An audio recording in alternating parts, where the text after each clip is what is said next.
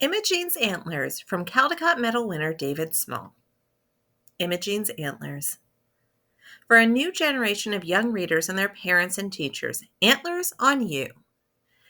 A note from the author. The story of Imogene's Antlers came to me one day nearly 40 years ago as I was looking through an old journal.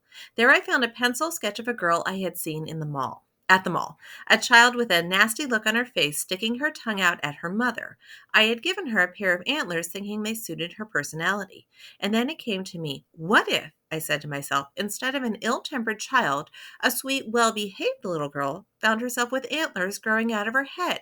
How would her family react? How would she react? A pencil dummy for a story quickly followed, and I sent it to an editor friend, a principal buying editor of children's books who loved it. No one wanted to publish it, however. It was too quirky, too odd, and too redolent of family matters no one wanted to talk about in a children's book. But my friend persisted, and the book came out in a small run. Soon after that, my friend quit the business, and I assumed that Imogene's story was finished until the book was featured on the television show Reading Rainbow. What's Reading Rainbow? I asked when someone called, shouting the news in my ear. It's the best thing for selling books, next to getting a Caldecott, came the reply.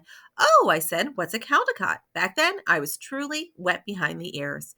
So that was the beginning, and the rest, as they say, is history. On Thursday, when Imogene woke up, she found she had grown antlers.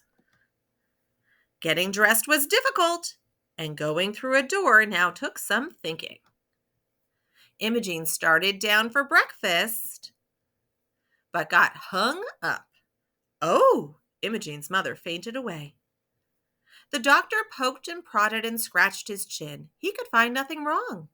The school principal glared at Imogene but had no advice to offer. Her brother Norman consulted the encyclopedia and then announced that Imogene had turned into a rare form of miniature elk. Imogene's mother fainted again and was carried upstairs to bed. Imogene went into the kitchen. Lucy, the kitchen maid, had her sit by the oven to dry some towels. Lovely antlers, said Lucy. The cook, Mrs. Perkins, gave Imogene a donut, then decked her out with several more and sent her into the garden to feed the birds. You'll be lots of fun to decorate come Christmas, said Mrs. Perkins. Later, Imogene wandered upstairs. She found the whole family in Mother's bedroom.